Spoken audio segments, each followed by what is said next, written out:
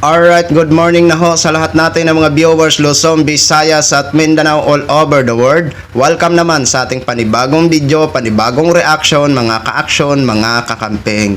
Nag-iiyakan na ho ang mga trolls. Nag-iiyakan na ho sa dalawang Tulfo brothers dyan sa Senado.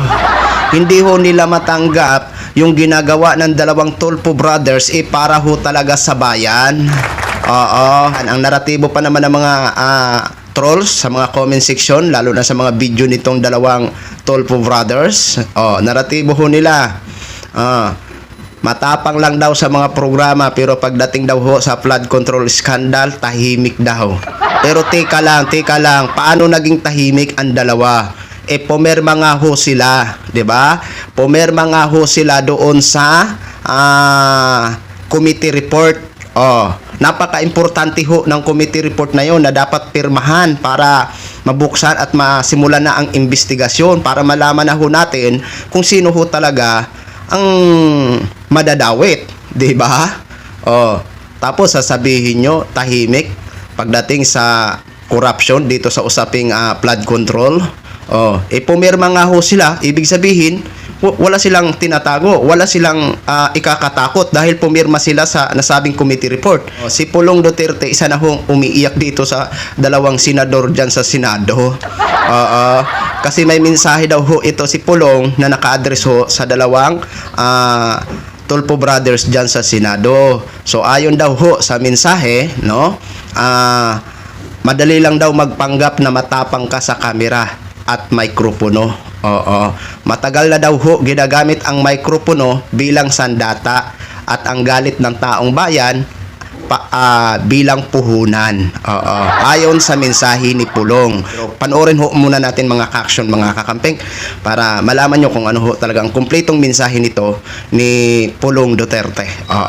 Kasi ho dito, simpleng sagot lang ni Senate Rapi Tulfo, pahiya ka talaga, Pulong. Kaya sagutin mo din ho ito, ha. Total, mahilig ka man magbida-bida, Pulong. Mga ka-action, mga kakamping, panoorin ho muna natin. May mensahe galing kay Pulong Duterte, naka-address po sa mga Tulfo brothers. Ito po, basahin ko At sa, may pa tayong graphics yan, o basahin ko na lang? Basahin mo na lang. Okay. At sa Tulfo brothers sa Senado, napakadaling magpanggap na matapang sa harap ng kamera at mikropono. Matagal nang ginagamit ang mikropono bilang sandata at ang galit ng publiko bilang puhunan. Ngunit ang Senado ay hindi programa sa telebisyon, hindi ito ratings game, hindi ito entabladong ang pinakamalakas bigaw ang siyang tama. That's exactly ang narrative ng lahat naman nagtotroll sa mga post ko sa Facebook. So, troll yan. Sakto. Siya ba yan o baka Eksakto. troll? Eksakto, ganon. Baka kinuha niya sa troll tapos kinamit niya sa kanya. Paano matapang kasi si Baste? Si Pulong ba yan? Baste? Pulong. Si Pulong kasi matatapang Kapatid yan niya. Kapatid, nanggahamon yan Tapos hindi pupunta pag kinol mo yung hamon. Di ba yung nanaksak ba yan ng isang bugaw ba yun? Tinakot. Saka yung si Juan, yung si General Torre. Oo nga, Yung hinahamon ng suntukan. Tapos naghamon ulit. Kaya naman, yung testigo sa Justice Committee, yung hindi kilala ni Sara. Madriaga. Hinamon din ni Paste. Pero I would like to make it clear, okay? Kami, yung tapang namin, ginagamit namin sa tama. Kapag meron na api, meron mga na-oppress, kinakampihan namin yon para mabigyan ng hustisya. Diretso. Kung malapit sa amin. Tinutumbok nyo talaga. Tinutumbok namin. Kung si Juan, inaapi si Pedro, di si Pedro kakampihan namin, away namin si Juan. Doon namin ginagamit yung tapang namin. Mga mahihina. Lalo na Para sa mahina. Hindi yung para makipagbardagulan, para magpasikat. We don't do that. kahit yung mga asawa na inabusa na Battered women. battered women, mga Yung mga bata na naabuso, na mumolestya. Yes. Doon namin ginagamit yung tapang namin hanggang sa masolve yung problema. Ang dami ko na nasolve na problema. Si Pulong ba may nasolve na yung problema? Ayan, Pulong, ha. Naungkat tuloy yung video mo na kung saan tinutukan mo ng isang kutsilyo yung Wag kasi magparadaldal, Pulong, para hindi na maungkat yung mga nangyari na ginawa mo noon. Ayan, anong masasabi mo? May mga problema ka din daw na nasolve? Kasi si Senator Rapi Tulfo, marami talagang problema na nasolve yan. Hindi pa naman yan, Senador. Marami na ho yung problema na sinolve Lalo na sa problemang mag-asawa, problemang mag-boyfriend, problemang mga na-scam, marami ho yan na solve sa kanyang programa. 'Di ba? O ikaw, may na-solve ka ba? Sagot, Pulong, sagot! May na-solve ka ba, Pulong? Ha? Kasi yan si Senate Rapi Tulfo. Maraming resibo yan na na-solve niya.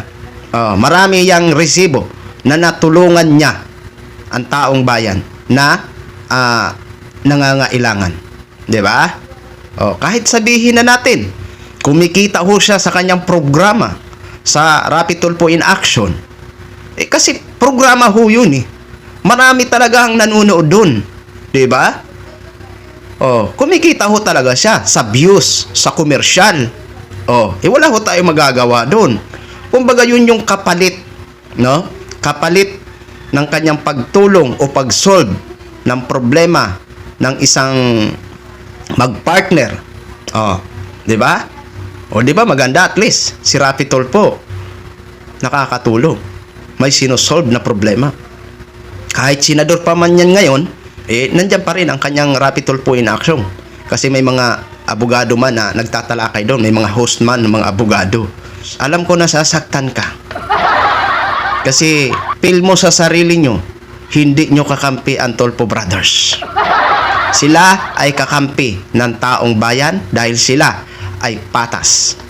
Yan ang nakikita ng majority na Filipino people dyan sa dalawang Tulfo Brothers. At hindi lang, sa lahat ng minority na ngayon, nakasama ni Senate Rapi Tulfo. Sila yung pro-Philippines talaga. Para talaga sa bayan ang kanilang trabaho. Di ba? Anyway, sila na nga ang majority kasi 12 na ho sila eh. Di ba? Yung isa 10 na lang. Di ba? Kasi dati 13. Hindi naman makapasok si Bato. Lalong hindi na rin makapasok sino to? Si Jinggoy. Si Chis Escudero nandun na yun sa sa minority. Ilan na ang nabawas? 10 na lang ang hindi ko rarat na si Marcoleta at saka si Cayetano. But anyway, ayan. Simpleng sagot lang sa'yo ni Senador Rapi Tulfo, Congressman Pulong. 'Di ba? Nakakahiya, no? Yun lang ho, mga ka-action, mga kakamping, no? Gin-share ko lang ho sa inyo yan. Maraming salamat ho sa ating mga viewers, Luzon, Visayas, at Mindanao all over the world. Ako po, ang inyong lingkod, si The Action Man. Have a good day, everyone.